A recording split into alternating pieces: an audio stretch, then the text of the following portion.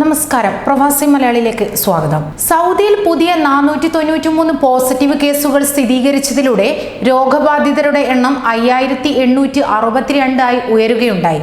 മറ്റുള്ള ഗൾഫ് രാഷ്ട്രങ്ങളെ അപേക്ഷിച്ച് നിരക്ക് സൗദിയിൽ കൂടുതലെന്നാണ് റിപ്പോർട്ടുകൾ വ്യക്തമാക്കുന്നത്. എന്നാൽ ഇതാ ചൈനീസ് സർക്കാരിന്റെ സഹായം തേടിയിരിക്കുകയാണ് സൗദി അറേബ്യ. ഇതേ തുടർന്ന് കോവിഡ് പ്രതിരോധ പ്രവർത്തനത്തിന് സഹായിക്കാനായി ചൈനീസ് മെഡിക്കൽ സംഘം സൗദിയിലെത്തി. കഴിഞ്ഞ ദിവസമാണ് 8 ഡോക്ടർമാരും സഹായികളും അടങ്ങുന്ന സംഘം സൗദിയിലെത്തിയത്. കോവിഡ് പരിശോധന, ചികിത്സ, രോഗനിർമ്മാർജ്ജനം എന്നീ മേഖലകളിൽ ചൈനീസ് സംഘം സൗദിക്ക് മാർഗനിർദ്ദേശം നൽകും. വെന്റിലേറ്റർ, പരിശോധനാ കിറ്റ് തുടങ്ങിയ മെഡിക്കൽ ഉപകരണങ്ങളും ചൈന സൗദിയിൽ എത്തിച്ചു. സൗദി അയച്ച പ്രത്യേക വിമാനത്തിലാണ് ചൈനീസ് സംഘം എത്തിയത്. പകർച്ചവ്യാധി തടയുന്നതിന് സൗദിയെ കഴിയുന്ന രീതിയിൽ സഹായിക്കുമെന്നും ചൈനയിലെ കോവിഡ് വ്യാപന സമയത്ത് സൗദി സഹായിച്ചെന്നും വിദേശകാര്യ വക്താവ് യാവോ ലിജിയാൻ പറയുന്നു. ചൈനയുടെ തന്ത്രപ്രധാന പങ്കാളിയാണ് സൗദി.